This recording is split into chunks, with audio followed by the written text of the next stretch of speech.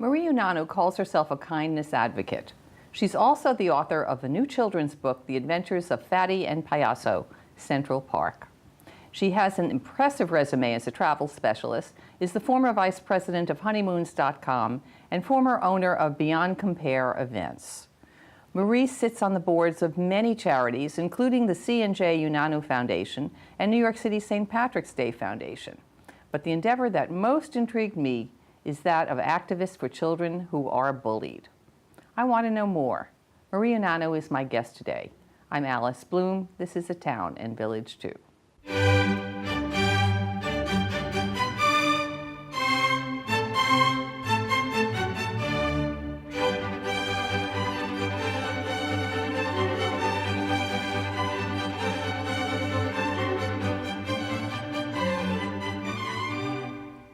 Welcome back. Marie, thanks so much for being my guest. Now, you're a very nice person, but what inspired you to be a kindness advocate? Well, it actually came after writing the story, The Adventures of Phatty and Payaso, and in the book, Phatty is the kindest cat on the block, and watching the story unfold and how he handles himself in a bully situation, how he forgives, and how he handles his friendships, I started looking into how other children, read books and what they take from it. And right now, kids need kindness. They need somebody standing on their side. They need somebody helping them with bullies. And Phatty in the book is bullied. And from that, I decided I'm going to make this book the platform of how to take kindness across the country. Did you have any experience with bullying when you were growing up? I did, but bullying was so different when I was a kid because you would leave school and bullying would be over. I'd be fine till the next day.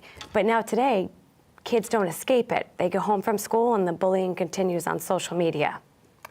Do you think that there's a climate that inspires bullying more today than ever before? I've been asked that before, and that's a great question. I think bullying has always been around. I think social media has definitely taken it up a notch. And I also believe that right now, with the culture of what's going on in our country, there seems to be more attention on bullying than ever. But I'm hoping that maybe this might be just what we need to get the proper attention to stop it. Well, I think that you've hit something right on the nail. I was watching CBS Sunday Morning recently, and they did a whole segment on kindness. Are we becoming less kind to each other and more hostile to each other, just in normal interactions? And they were talking about adults, but children are always subject. Mean Girls, it's not a new topic, but I think you hit it right on the head. There are so many different ways to bully somebody now. It's no longer a nasty comment or a derogatory statement. It goes on and on and on, and it lives in social media. Do you think also that social media enables people to do things they might not do in person? Absolutely. I think that people that sit behind a computer and they type comments that they would never say to someone's face, I think that's definitely one of the reasons why it has exploded the way it has. The other thing is, when we were kids, if there was a party you weren't invited to, you didn't know about the party. You would go home for the weekend and you wouldn't know till Monday, and maybe on Monday you wouldn't even hear that there was a party. But now the kids see it. They know they were excluded. They see all their friends having fun. Sometimes, attention is drawn to the person that hasn't been invited, and feelings get hurt. And it really, for kids, it's painful. Sure. Well, it's painful for adults too. One of the things I've read about social media, and I guess we've all seen this, is you'll see an acquaintance or a friend and doing something social that you weren't included in, and it's made people very insecure and very concerned about why. Does this person not like me? And I'm talking about adults too. Absolutely. So, and you brought up a great point. Mean Girls. I'm seeing now that the mean girls in high school then are now the mean moms at the school drop-off. And I hear from so many friends that it doesn't go away. Bullying doesn't end when you leave high school or college. Parents have to lead by example, and they have to talk about other people with kindness in front of their kids, and we're all guilty of it. I think sometimes you get upset and you repeat something and the child hears it, the best thing you could do is own it and say, you know what, that was wrong. I shouldn't have said that.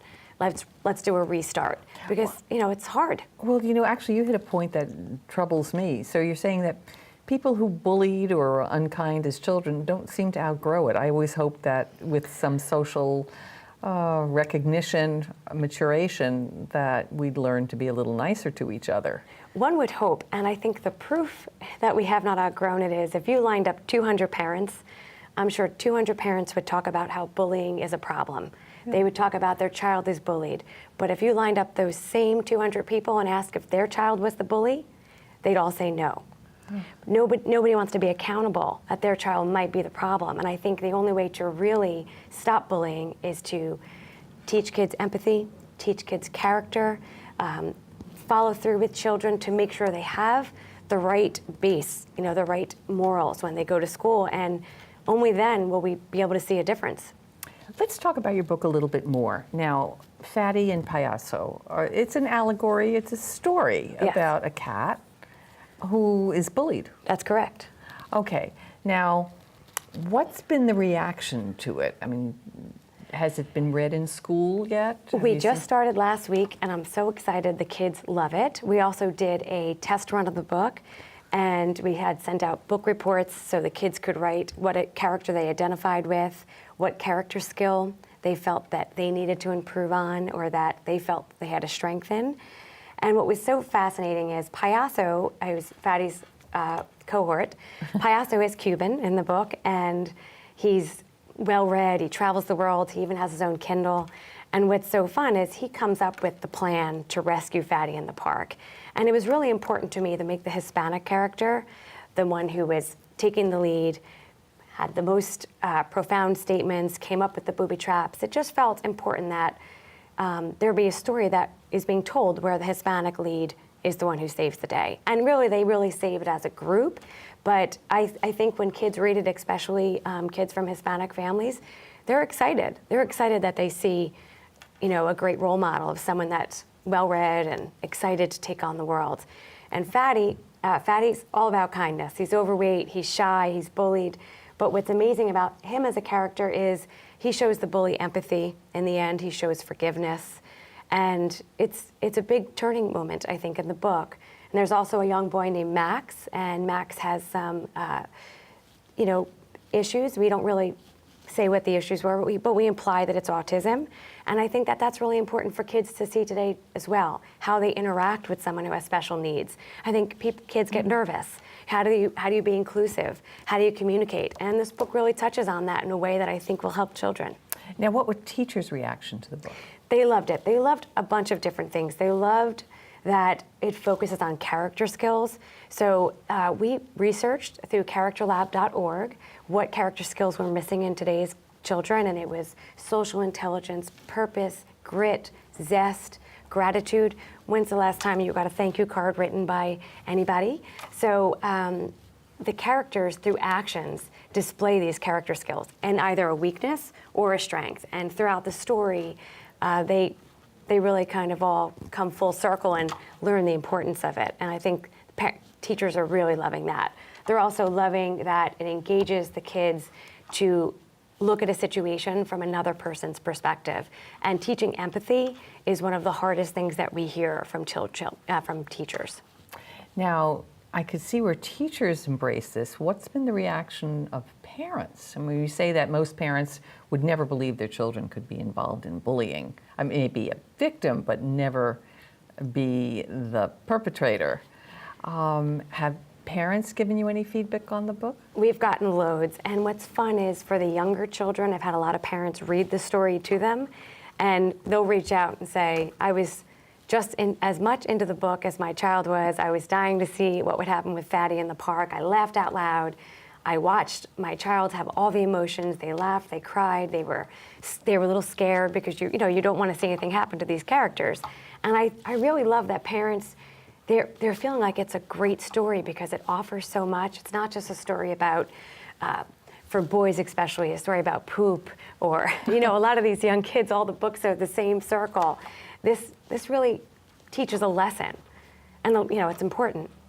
Now, you chose print medium to publish your book, as opposed to having animated cartoons or social media GIFs, or I don't even know what's being used now. There's so many different ways to do videos.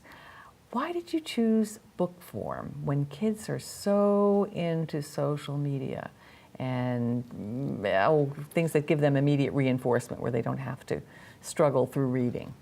Well, you know, as a child, I was a voracious reader. I could not read enough.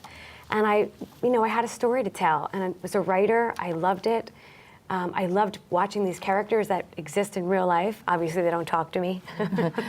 Well, they talk to you in your head. Exactly.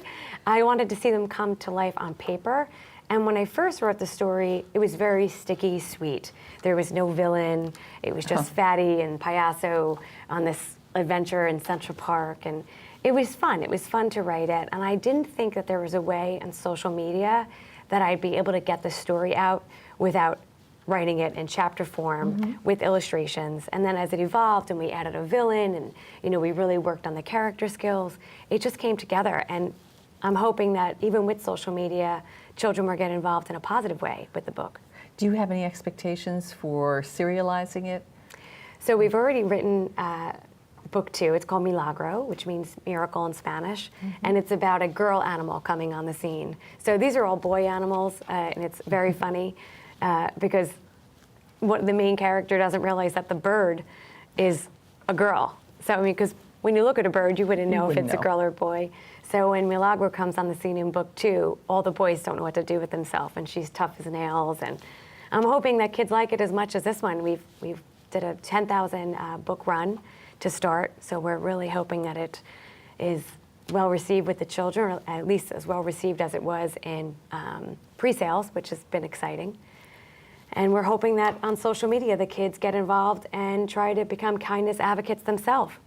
Any expectation to do an animated copy or an animated version of the story? We have Payaso's mother in real life has told me time and time again that she will not stop until it's in cartoon form. And we've talked to some people, especially for autism awareness, that are very excited to have a lead character have autism and have him save the day. So that's another, avenue we might take the book. So we're excited about that. Do teachers see a lot of autism in school, and how do they deal with it? So from what I heard, the ratio is getting higher and higher, and kids are having trouble equating. They're having trouble on the playground, they're having trouble engaging. So when we talked to a few teachers about the concept and the boy Max in the book, they were thrilled that Max is, while he's challenged, he's no different than any other boy. He wants friends, he wants to play, he wants to be included. And that's the message I want children to see, is that being inclusive is the fair way to go. If you see somebody being bullied, stand up for them. Invite them to play in your group. Don't let them stand there alone. Well, I think autism is different than other disabilities, though. I mean, you can see if somebody's in a wheelchair or walks with a crutch, or you can see a limb deformed. But autism, and a person may look perfectly normal, but the child's not responding the same way Absolutely. that a child is used to seeing. And that's one of the issues in the book. Max is not able to communicate, so it's all through actions. But what's important is that children learn to have empathy and patience with children with special needs. And I think that if that message comes across loud and clear, it might change how a child treats someone with any kind of disability. Now, your past life, you were a travel specialist. And I wondered, as I was, mulling over questions I wanted to ask you, is when you talk about kindness in all of your travels, do you see a difference in cultural kindness? I was raised to treat people the way I want to be treated. And no matter what would happen in school or in life, I would, tell my mother, and she'd say, well, I don't care what they did. Treat them the way you want to be treated. And I have lived life to the best I can doing that. So when traveling the world, going into a culture that I didn't know, taking that with me and treating someone the way I want to be treated, it's always worked. So I've always had positive experiences. And I think it's important when anyone goes out of the country to understand that people have different cultures, they have different ways of communicating, different ways of life, and you have to respect that. And maybe if someone doesn't greet you with a warm smile, it might just not be in their culture. You have to still treat them the way you want to be treated. Now, bullying is, as you say, a very big problem, probably a growing problem, because of the many ways people can be bullied and the way many tools bullies have today that they didn't have before. What do you think the appropriate way to deal with a bully? So we've been telling kids a few things. We've, done a lot of research on stopbullying.gov and some other sites. And, every site seems to say the same thing. You want to, contact an adult immediately. You want to diffuse the situation. But it doesn't always work so clear. A lot of times kids live in fear that if they involve an adult, the bullying is going to get worse. Right. Sometimes, the situation only escalates when a parent gets involved. But, I'm careful to not say contact an adult, because I definitely don't want to see somebody get hurt because of my advice. But what I am seeing through our Kindness Advocate reach is that if you see someone being bullied, take the moment to go over, and they say if you engage the bully by making a joke of it, you engage the bully with kindness, it throws them off. They don't know how to react to that. That old saying of kill them with kindness, it really works. And diffuse the situation by taking the child that's being bullied and include them in your group. And that's what I'm hoping to push kids to do, to stand up for others, not in a violent way, in a way that's, hey, come play with me, ignore them.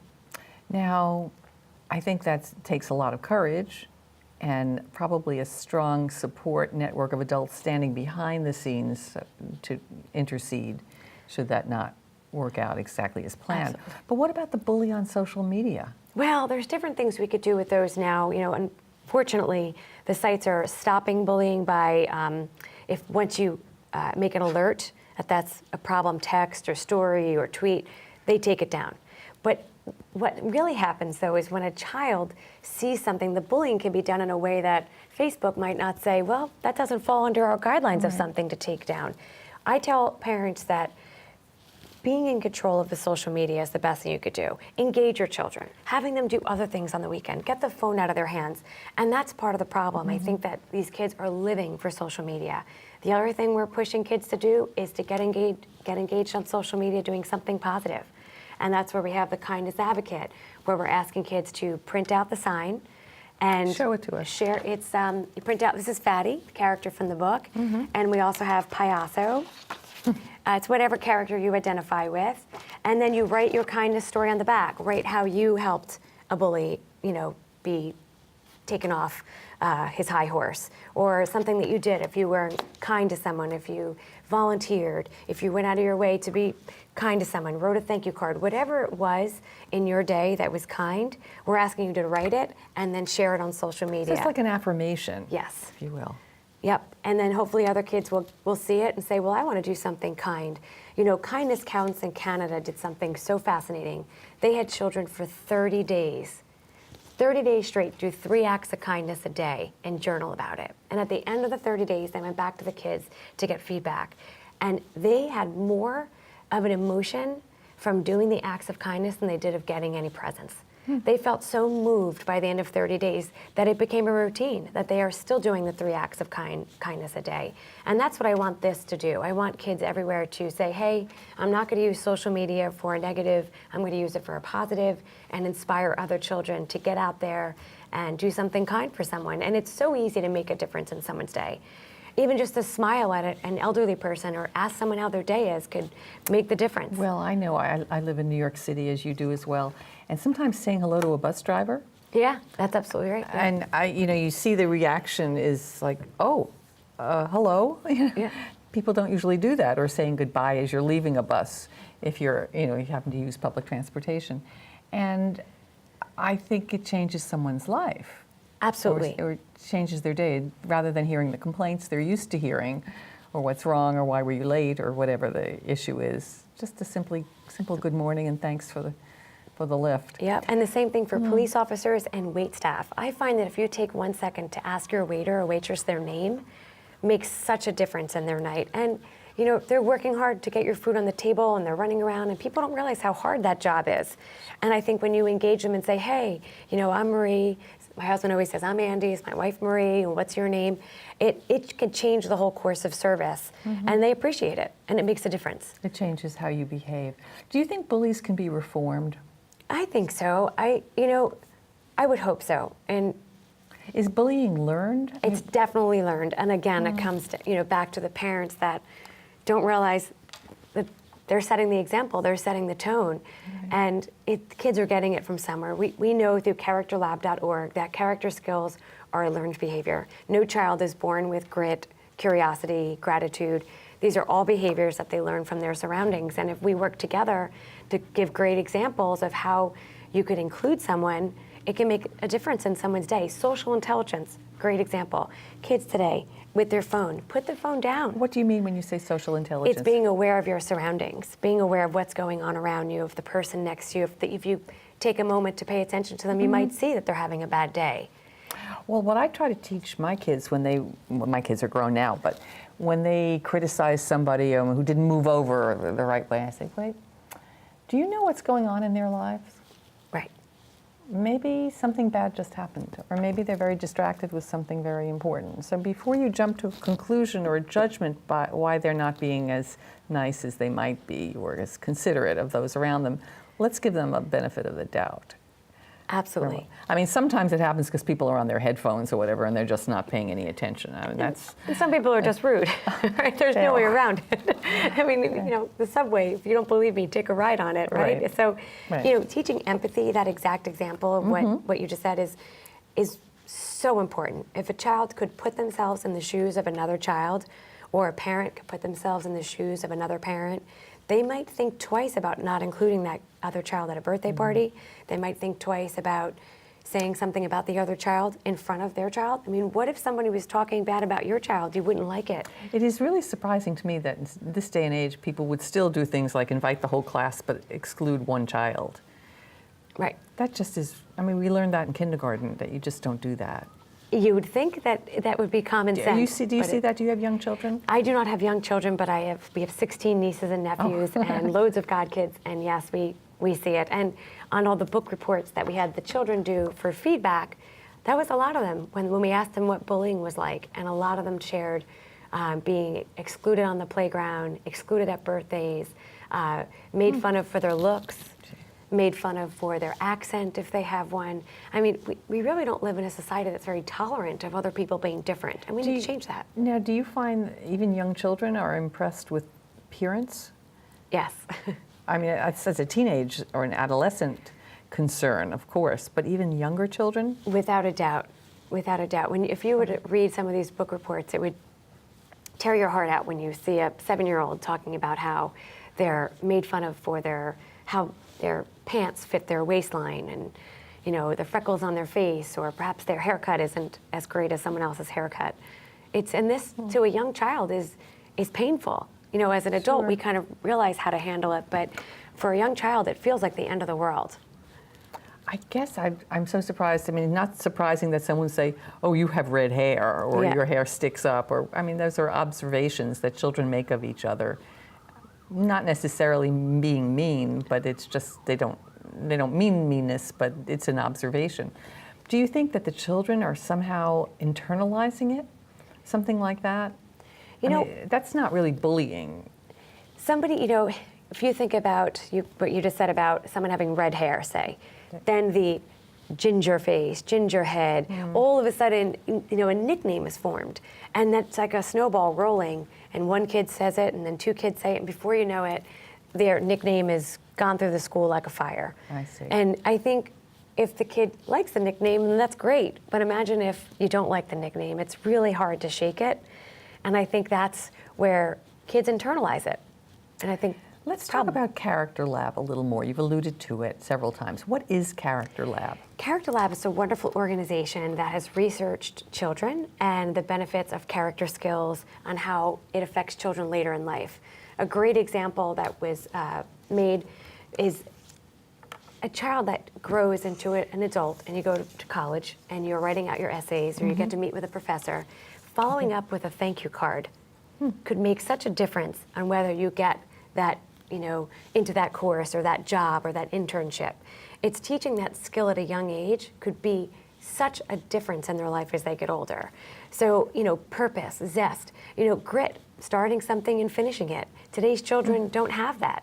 They kind of start something and they lose interest and they're on to something else. Do you see that amongst your many nieces and nephews? Well, thank God we've got great nieces and nephews, and they are all, in college now, and they're all, living life to the fullest. And I'm sure at some point, they've all lost focus, and we all have. But I think what Character Lab has realized is it's missing in today's children. They've researched it, they know for sure it's a problem, and they want to do everything they can to raise awareness in character skills. So we're, writing about character. We even made up these character cards where it has the character from the book. And then, so Stanley the dog, he has compassion, patience, humor. Each character has social intelligence, grit on the bird, so kids can actually see the character and understand through action. This is from the book. From the book, yes. Now, one of the characteristics that you say is lacking in children is curiosity. Now, that surprises me. I mean, with the internet, the world has opened up. One needs to never wonder the answer to a question. you can go find it. Right. Has that, in fact, stymied curiosity? I think, without a doubt. Without a doubt. When you think about when we were kids, we had the encyclopedia. I was just going to say the guy would come to the door and we'd get and the right, new each set. year you'd get an update on the book, right? And you would have to work to find something. You'd have to, let me go to the books on that. Now in 2 seconds the kids have the answer. So do you find that they're no longer inquisitive because it's so easy? It's just changing the way they use the skill. And we know that if kids are engaged and they're constantly being curious, they're constantly learning new things. So we want to make sure we keep them having that curiosity, so we keep them pushing themselves to learn new things. They used to say that if you really wanted to know the spelling of a word, somebody shouldn't tell it to you. You have to look it up. Absolutely. That there was a certain benefit. And I sort of wonder, with a click, if you get the same retention of information the way you did when you opened a book and had to search for the answer. In the minute we have left, you have a project, Kindness Charity for Children, Kindness coming up? We have a bunch of different great programs starting. The Kindness Advocate, the Let's All Be Kind campaign is launching, and we're asking people everywhere to get involved. In schools. And and it's on the website. Kids could download it. We're also doing an event down in Florida for Parkland, the high school with the shooting. So we're doing a big fundraiser for them in Florida in October. So we're very excited about that, to raise awareness in bullying and the importance of kindness in a school that definitely can use some healing. Oh, they're a magnificent group of people, for sure. We're all impressed with what they've achieved. Marie, I wish you the best with all of your endeavors. I know I'm excited about them, and I hope that others are as well. It sounds like you're getting pretty good traction. Thank you so much for having me. Perhaps we'll come back in about a year and you'll tell me what you've achieved. Oh, I can't wait. Thank you so much. It'd be great. Thanks for being my guest. Thank you. I'm Alice Bloom. Thanks at home for watching. We'll see you next time.